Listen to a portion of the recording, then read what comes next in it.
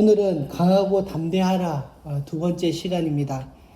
첫 번째 시간에는 강하고 담대하기 위해서 하나님의 언약을 믿어야 된다라고 말씀드렸습니다. 이 언약과 말씀은 좀 비슷한 듯 하지만 서로 약간 다릅니다.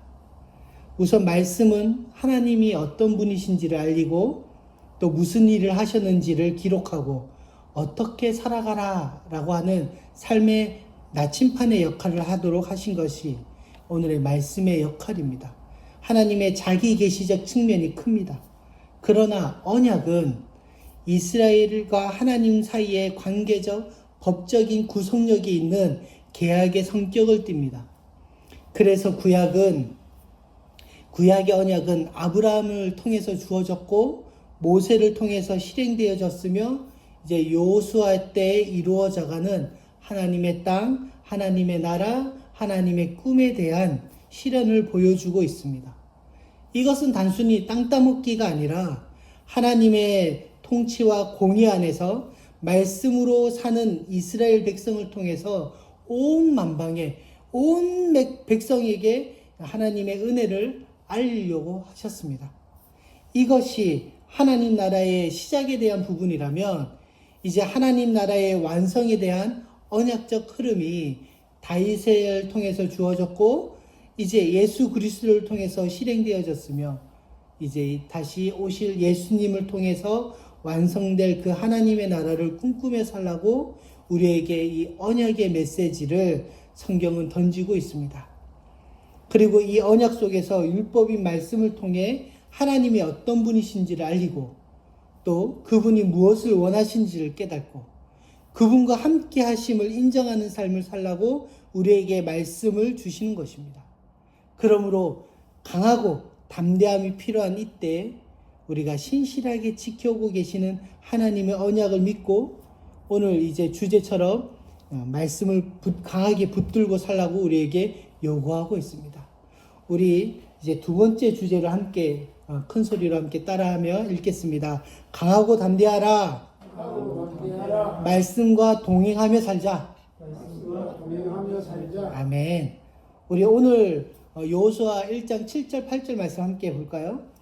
여호수아서 1장 7절에서 8절 말씀 같이 함께 읽겠습니다. 시작. 오직 너는 마음을 강하게 하고 극히 담대히 하여 나의 종 모세가 너에게 명한 율법을 다 지켜 행하고 좌로나 우로나 치우치지 말라. 그리하면 어디로 가든지 형통하리니 이 율법책을 내 입에서 떠나지 말게 하며 주야로 그것을 묵상하여 그 가운데 기록한 대로 다 지켜 행하라. 그리하면 네 길이 평탄하게 될 것이라. 네가 형통하리라. 아멘. 여호와 하나님께서 지금 가나안 땅의 입성과 또 가나안 땅 거민들과의 싸움을 앞두고 하신 명령이 바로 이 말씀 묵상입니다. 말씀으로 무장하라라고 우리에게 지금 요구하고 계십니다. 말씀으로 사는 삶을 하나님께서 요구하시는데 그 첫 번째는 너는 마음을 강하게 하고 극히 담대히 하라라고 7절에 기록되어 있습니다. 말씀을 지키며 좌로나 우로나 치우치지 않고 이 땅에서의 사는 삶을 선택하는 것은 쉬운 일이 아닙니다. 그저 신앙생활 편하게 하고 큰 교회 가서 말씀 듣는 삶 원하니? 신앙생활은 그렇게 만만한 게 아니야 라고 우리에게 말씀 듣고 사는 삶이 아니라 말씀으로 살아가야 되는데 이 길은 마음을 단단히 먹고 아니 그걸로 부족해서 심히 극히 이 단어 메오드라고 하는 단어가 격렬하게 열렬하게 몸과 마음이 다 타버리는 한이 있어도 이 마음을 단단히 먹어야 돼 라고 경고하고 격려하십니다. 우리는 말씀을 지키고 사는 삶을 좀 가벼이 여깁니다. 이 말씀은 가끔 우리의 이해를 뛰어넘어 앞으로 겪을 너 앞으로 저 성의 사람들 동물들까지 다 멸하라 라고 하는 그 음성을 듣고 따라야 하는데 우리가 어찌 마음을 단단히 안 먹고 살겠습니까? 이 마음은 우리가 로마서 12장 2절의 말씀에 보면 다 아는 말씀입니다. 너희는 이 세대를 본받지 말고 오직 마음을 새롭게 함으로 변화를 받아 하나님의 기뻐하시고 온전한 뜻이 무엇인지를 분별하도록 하라 라고 하는데, 이 마음을 새롭게 하는 이 마음이 누스라는 단어입니다. 이 마음은 단순히 하트를 이야기하는 것이 아니라 지성, 태도, 그리고 생각하는 방식, 사상 등을 이야기합니다. 단지 마음을 새롭게 하는 것, 내 마음을 내려놓거나 내 마음을 비우거나 내가 결심하거나 결단하는 수준이 아니라 내 전인격적인 나의 삶의 방식을 새롭게 변화를 받아라는 이야기입니다.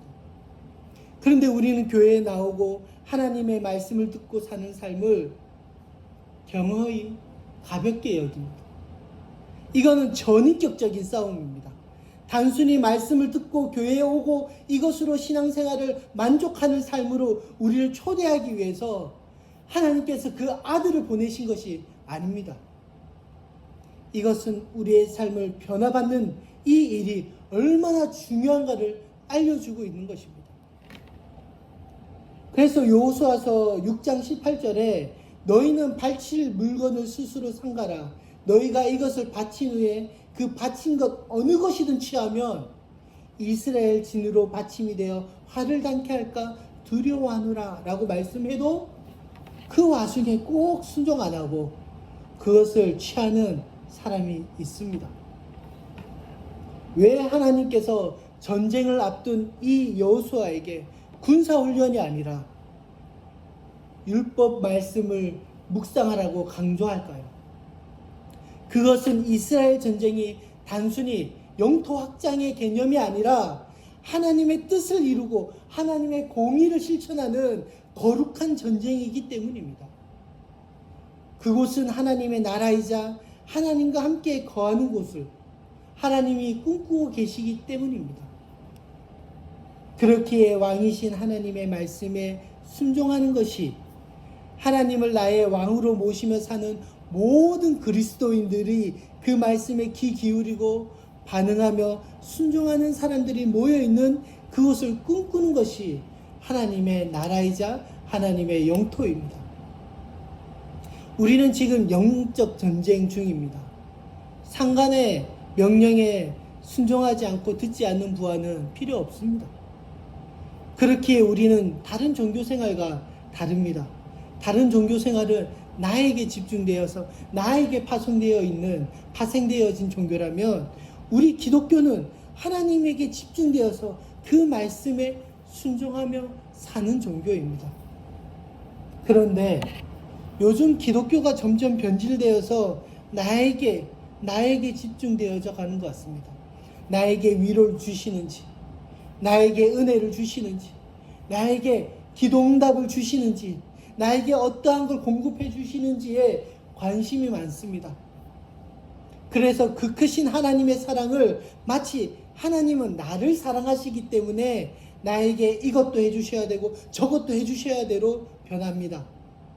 나라고 하는 이 개인의 개체가 하나님이라고 하는 이름보다 더 위에 있어서 하나님은 자신을 위해서 기도를 들어주는 도구적 존재로 변해가고 있습니다. 제가 처음 사역했던 교회에서 목사님이 이렇게 항상 설교 때 이렇게 이야기합니다. 두 팔을 안으시고요. 자기 자신을 이렇게 토닥거리면서 누구누구야 자기 이름을 부르면서 누구누구야 사랑해 이렇게 울먹거리면서 이렇게 이야기하십니다. 이러한 이제는 심리학적인 설교를 취하기도 합니다. 어느덧 신앙은 나에게 초점이 맞추어져 있어서 하나님이 나에게 무엇이라고 이야기하시는가? 나는 그 크신 하나님의 말씀에 어떻게 순종해야 되는가? 말씀을 보고 들을 때 하나님이 나에게 뭐라고 말씀하시지? 이게 어떤 의미지? 나는 어떠한 말씀에 순종하며 살아야 될지로 바뀌어야 합니다. 나에게 무슨 말씀을 하실까가 아니라 하나님의 말씀에 나는 어떻게 순종할까? 우리는 상관의 주인의 왕의 목소리에 집중해야 합니다.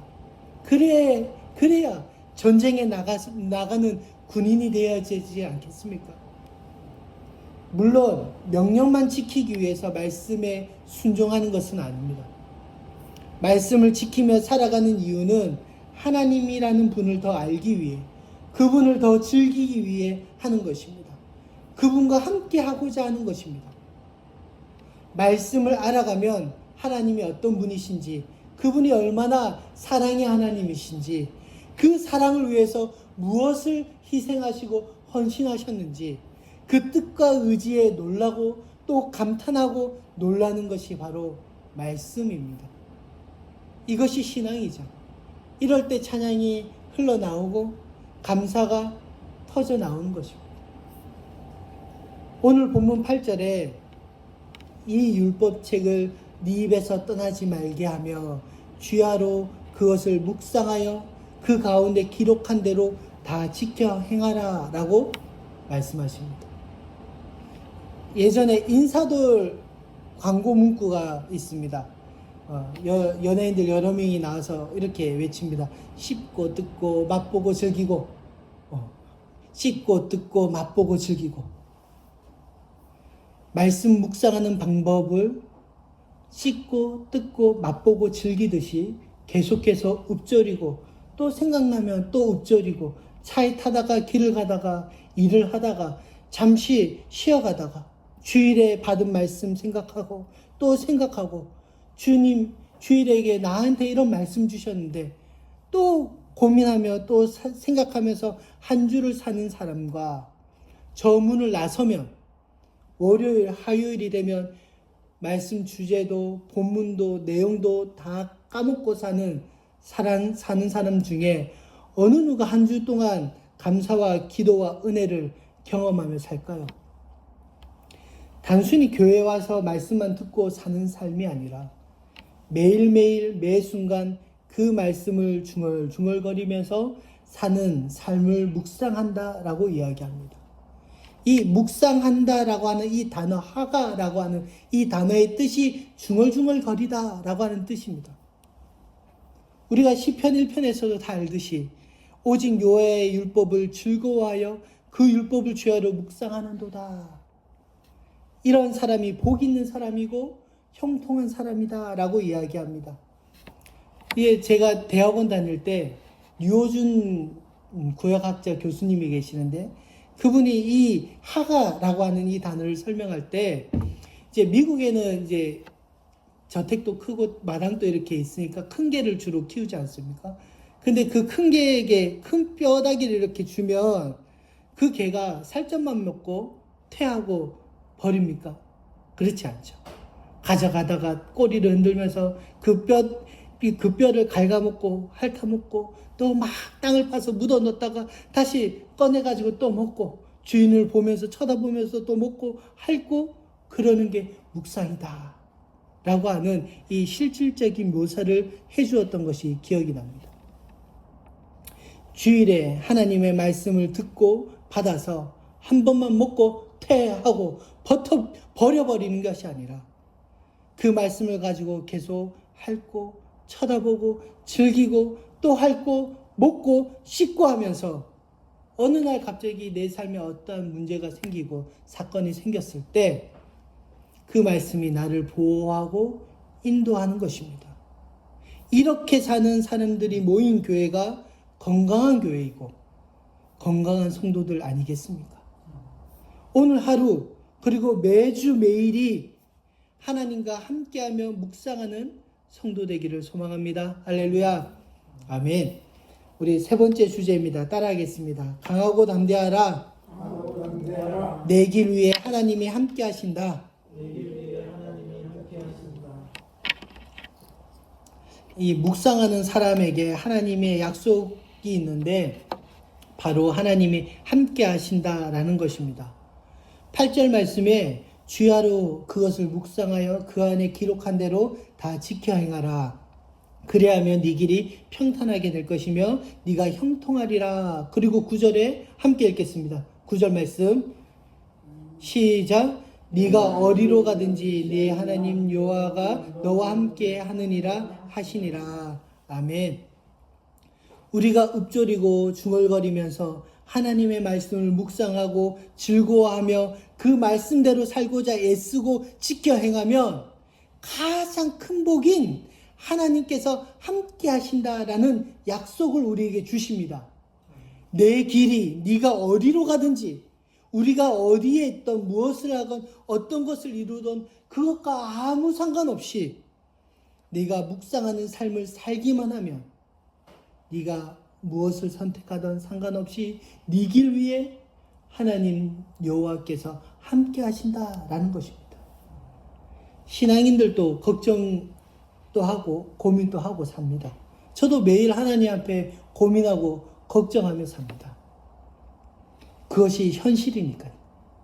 그러나 저의 기도는 나의 상황과 환경을 계속 바라보지 않고 그것을 변하게 해달라고, 마치 내가 정해놓은 기간 안에 맞추어 달라고 기도하는 것이 아니라, 내가 묵상한 삶, 중얼거리는 그 말씀에 붙들리고 그분의 하신 일과 그 약속을 붙들고 기도합니다.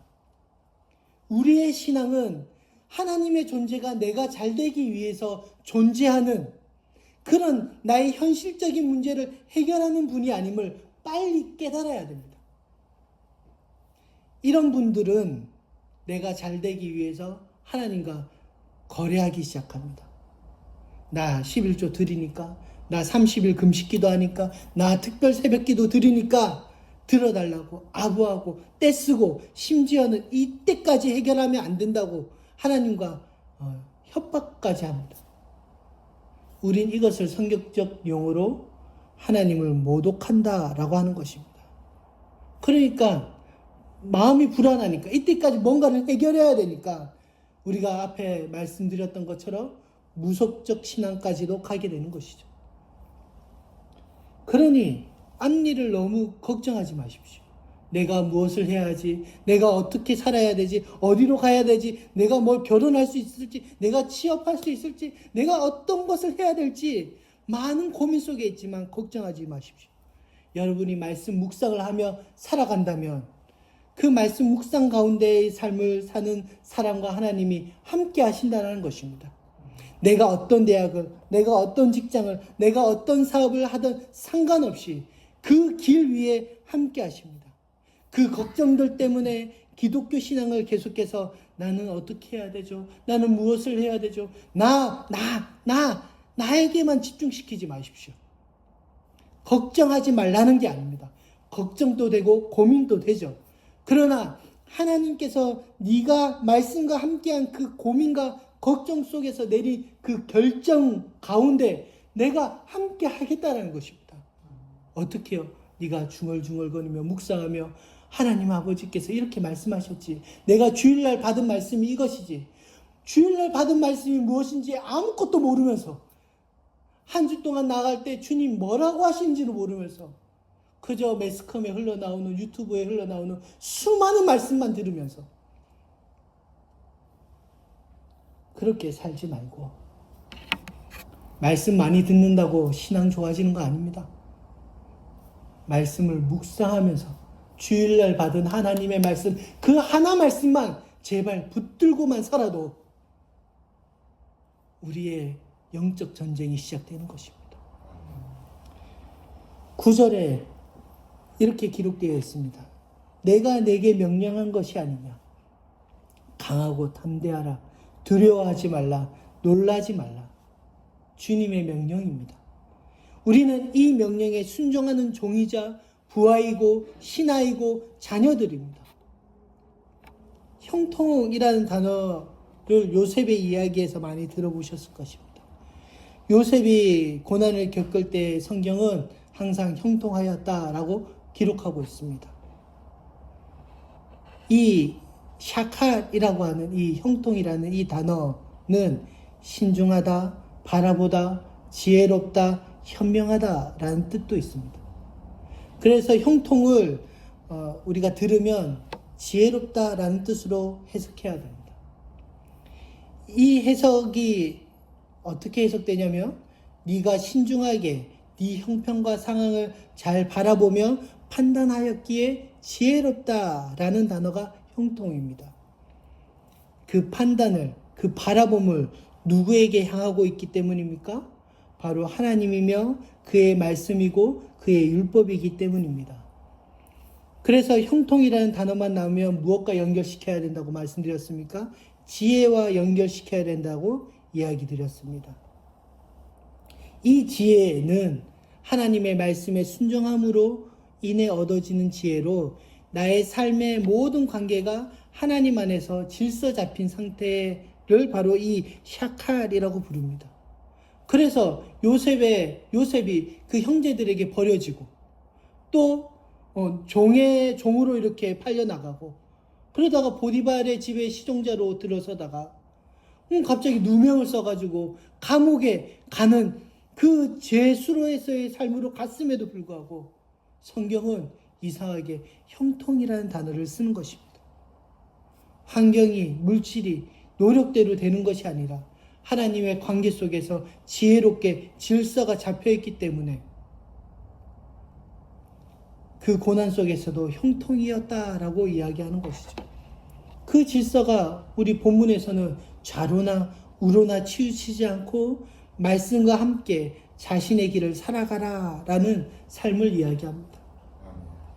누구는 뭐 저렇게 살았더라라, 누구는 이렇게 했더니 성공하였더라라, 이런 이야기를 듣는 것이 아니라 말씀을 배우고 묵상하고 순종하는 삶을 통해서 지혜를 키워나가며 살아갈 때 나의 길을 또 우리가 어떤 길을 가든 누가 함께 하신다는 것입니까?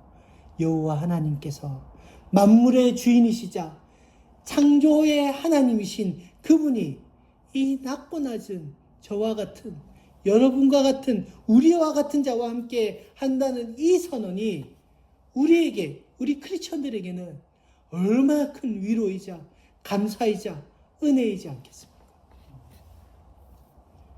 지금 하나님의 언약의 땅에 들어가기 직전에 주신 이 한마디, 전쟁을 앞두고 또 강이 범람하고 있는 그 강을 앞두고 그 떨림과 그 순간에 때로는 이 앞에서 보면 땅을 분배해야 되는 그 지혜가 필요한 그 순간에도 이스라엘이 범죄할 때에도 그들과 함께 하시는 하나님을 바라보며 말씀을 묵상하는 삶을 살라고 오늘 말씀하십니다. 우리가 이미 들었듯이 여리고 두 정탐꾼들이 돌아와서 한 고백이 무엇입니까? 그 땅은 하나님이 주신 땅이 확실합니다. 여호수아서 23장에 여호수아의 마지막 고백이 있습니다. 그러므로 너희는 크게 힘써 모세의 율법책에 기록한 것을 다 지켜 행하라. 그것을 떠나 좌로나 우로나 치우치지 말라. 너희 중에 남아있는 이 나라들 중에 가지도 말고 그 신들의 이름을 부르지 말라. 그것을 가리켜 맹세하지 말라. 또 그것을 섬겨서 그것에게 절하지 말라. 오직 여호와 하나님을 친근히 하기를 오늘날까지 행하라. 그러므로 스스로 조심하여 너희 하나님 여호와를 사랑하라. 이것이 여호수아가 마지막까지 붙들었던 하나님의 꿈이었습니다. 오늘 말씀을 마무리하겠습니다. 2026년 시작하면서 우리가 여호수아서를 바라보는데 주님께서는 강하고 담대하라, 강하고 담대하라, 강하고 담대하라 이렇게 세 번의 말씀을 우리에게 주십니다. 첫 번째는 언약을 믿으십시오.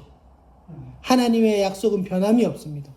모세에게 말씀하시고 약속하셨듯이 이제 여호수아에게 말씀하시고 이제 우리들에게 말씀하십니다. 그 땅을 주시겠다고. 우리가 사는 이곳이 하나님의 땅이고 하나님의 통치가 임하는 곳임을 믿고 마음을 강하게 하고 담대히 하며 살아가십시오. 두 번째는 주님이 주신 말씀과 동행하며 사는 삶을 사십시오. 하나님의 나라에 사는 백성은 하나님의 말씀을 묵상하고 순종하며 사는 사람들입니다. 그저 말씀을 듣고 사는 사람이 아니라 말씀과 함께 살아가는 사람입니다. 그 말씀을 묵상하고 또 묵상하고 읊조리고 또 묵상하며 하루하루를 살아가는 사람입니다. 그래야 말씀을 통해서 나의 삶의 질서가 잡힙니다. 지혜가 생깁니다. 그래야 형통의 삶을 사는 것입니다. 세 번째는 하나님이 함께 하심을 믿으십시오. 이것은 말씀과 동행하는 사람만이 할 수 있는 고백입니다.